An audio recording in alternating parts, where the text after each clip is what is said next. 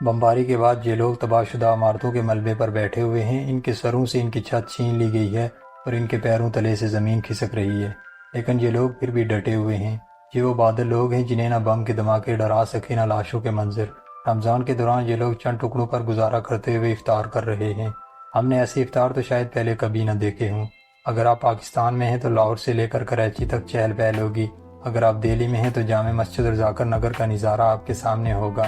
ایران یا دوسرے golf country میں ہے تو وہاں بھی شاہی دسترخوان سج چکے ہوں گے، لیکن فلسطین کے یہ لوگ کمال ہیں، ان کے دل میں جذبہ ہے لڑنے کا بھی اور ولولہ بھی۔ ان تصویروں پر غور کریں، تصویروں میں فلسطینی عورتیں اور بچے ہیں جن کے سامنے میز پر کھانے کی چیزیں بکھری ہوئی ہیں، ان کے چاروں طرف ملبے کے ڈھیر ہیں جو ان کے تباہ شدہ گھروں کی یاد دلاتے ہیں۔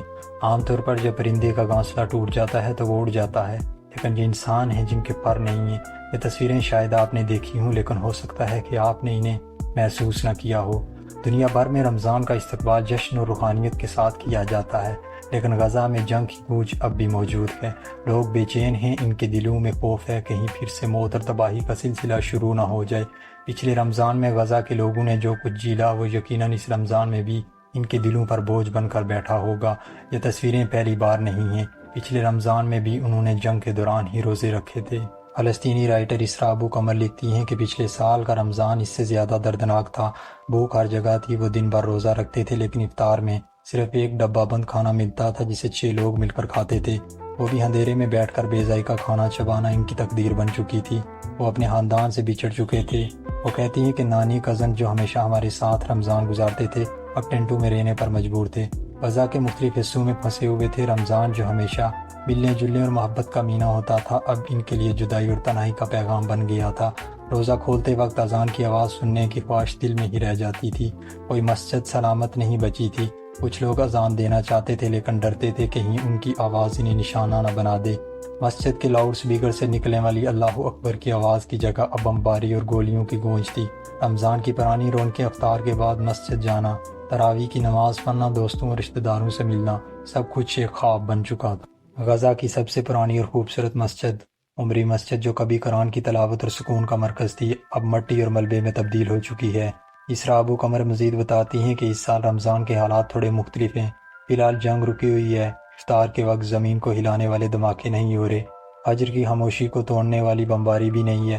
پہلی بار لوگ اپنے گھروں کو سجانے کی ہمت کر رہے ہیں، بغیر اس ڈر کے کہ روشنی انہیں بم کا نشانہ نہ بنا دے۔ زندگی جو ایک عرصے سے رکی ہوئی تھی دھیرے دھیرے پھر سے چلنے کی کوشش کر رہی ہے۔